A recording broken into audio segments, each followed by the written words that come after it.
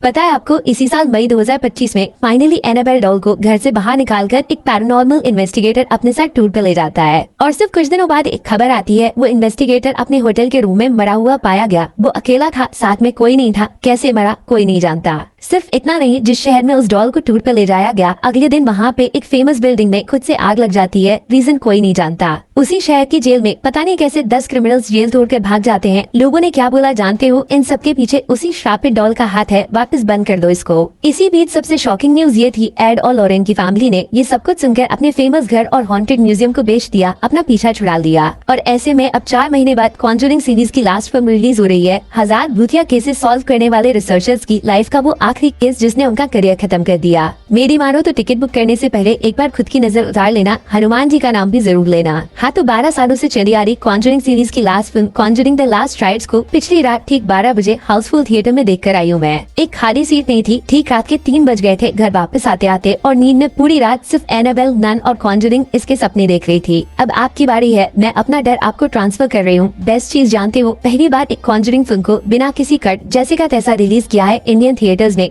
Thank you censor board. Film R rated है, माने restricted. सिर्फ 18 साल से ऊपर के लोग देख सकते हैं, और इसके पीछे का रीजन है हॉरर। ये सिर्फ हाइप के लिए या फिर सच में? चलो बताऊं। फिल्म की कहानी एक ऐसे बच्चे के बारे में है जो मरा हुआ पैदा होता है। पूरे 1 मिनट के लिए उसके दिल की धड़कन चलना बंद हो गई थी, फिर पता नहीं कैसे वो वापस लौट आया। और आगे चल के ये बच्चा कोई और नहीं, फेमस पैरानॉर्मल रिसर्चर्स एड और लॉरेन की बेटी निकलती है। और अगर आपको याद होगा, ये वो पहली इंसान है जिसने नन को आंखों से देखा था। कहने का मतलब ये है, अपने मम्मी पापा की तरह बेटी के पास भी शक्तियाँ हैं, भूत प्रेत वाली चीजों को सेंस करने की, उनके बारे में फील करने की। और ऐसी ही एक फीलिंग इनको ले जाती है एक परिवार के पास जिसका केस मीडिया में काफी फैला हुआ है, जिसके 8 मेंबर्स को घर में रहने वाली आत्मा ने हॉन्ट किया हुआ है। फैमिली थोड़ी गरीब है, घर छोड़कर जा नहीं सकती, और घर में भूत है ये जानकर भूत के साथ रह भी नहीं सकती। स्पेशली तब जब ऑलमोस्ट हर रात घर का कम से कम एक इंसान मरते मरते बचता है और उसको हॉस्पिटल ले जाना पड़ता है। सब कुछ मीडिया के कैमरा में है। सिर्फ एक सहारा है द वॉरेंस का, लेकिन वो फिलहाल रिटायर्ड है। बट उस परिवार को ना सही, लेकिन अपने परिवार को बचाने के लिए इनको उस घर में फाइनली आना ही पड़ता है, जहाँ जाते ही लाइफ का सबसे बड़ा झटका लगता है। इस घर में जो आत्मा है वो एक ऐसा शैतान है जिससे 20 साल पहले एड और लॉरेन का सामना पहले भी हो चुका है। और यकीन करोगी, ये दोनों वहाँ से डर के भाग गए थे। लेकिन अब वो ऑप्शन खत्म है, क्योंकि घर में इनकी बेटी ने रखा है कदम। बचपन में तो उसको खो ही दिया था, लेकिन क्या अब मौत के घर में उसको जिंदा रख पाएंगे? सीधी बात करती हूँ, कॉन्जरिंग 4 या फिर लास्ट राइट्स इस सीरीज की सबसे डरावनी फिल्म बिल्कुल नहीं है। फिल्म का ज्यादा फोकस कहानी सुनाने पे है, आपको डराने पे बिल्कुल नहीं। मोर टॉक लेस एक्शन इसकी कहानी में असली डर है, लेकिन डरावने सीन्स थोड़े कम है। इसका मतलब ये नहीं है कि फिल्म में हॉरर नहीं है। लास्ट के 20 मिनट्स वहाँ पे होगा असली एक्शन, जिस वजह से फिल्म को आर रेटेड सर्टिफिकेट मिला है, उसको जस्टिफाई कर देगी फिल्म। वैसे शुरुआत के 1 घंटे में भी कुछ जंप स्केयर्स आएंगे जो आपको थोड़ा सा डराएंगे। गंदी शक्ल के मॉन्स्टर्स को भी झेलना पड़ेगा, जहाँ हॉन्टिंग म्यूजिक और शांत अंधेरा आपका दिल रोक देगा। शायद इस फिल्म का क्लाइमेक्स उतना पावरफुल नहीं है जितना भयानक कॉन्जरिंग सीरीज की लास्ट फिल्म को होना चाहिए, लेकिन फिल्म की एंडिंग इमोशनली परफेक्ट है, फैंस को खुश कर देगी। स्पेशली ये दोनों एक्टर्स, इनके साथ 12 साल वाला कनेक्शन है, इसीलिए फिल्म रियल स्टोरी जैसी ही फील होती है। उनका डर, उनका प्यार, उनका परिवार सब पर्सनल लगता है। लेकिन एक सबसे बड़ी शिकायत मेरी ये है, फिल्म में कॉन्जरिंग यूनिवर्स की बाकी मूवीज को जरा सा भी यूज नहीं किया। एनाबेल को थोड़ा सा दिखाया, लेकिन स्टोरी में नन जैसे कैरेक्टर को इग्नोर कर दिया। और इस फिल्म में जो मॉन्स्टर्स आएंगे उनकी बैक स्टोरी तो डरावनी है, लेकिन उनके साथ वो एनाबेल, नन जैसा वाइब फील नहीं होगा। आप खोल के उनको देख सकते हो, डर से आंखें बंद नहीं होंगी। कॉन्जरिंग बहुत सिंपल सीधी सादी हॉरर फिल्म है, ज्यादा दिमाग लगाने की जरूरत नहीं पड़ेगी। कहानी इजी है और एंडिंग भी गुड वर्सेस इविल, इसमें कोई सीक्रेट ट्विस्ट नहीं है। फिल्म को 5 में से 3 स्टार्स मिलेंगे। 12 साल के इमोशंस, रियल लाइफ जैसी कास्टिंग और लास्ट के 20 मिनट वहाँ छुपा है असली जादू। नेगेटिव्स में हॉरर सीन्स बहुत बेसिक हैं, स्पेशली 2025 में जब ब्रिंग हर बैक टुगेदर जैसी मूवीज बन चुकी हैं, तो कॉन्जरिंग बच्चों जैसी लगेगी। दूसरा माइनस पॉइंट, यूनिवर्स बनाया ही क्यों अगर उसको सीरीज की लास्ट फिल्म में यूज नहीं करना था? सब लोग साथ आते तो डर 100 गुना बढ़ जाता, पैसा वसूल हो जाता। फिल्म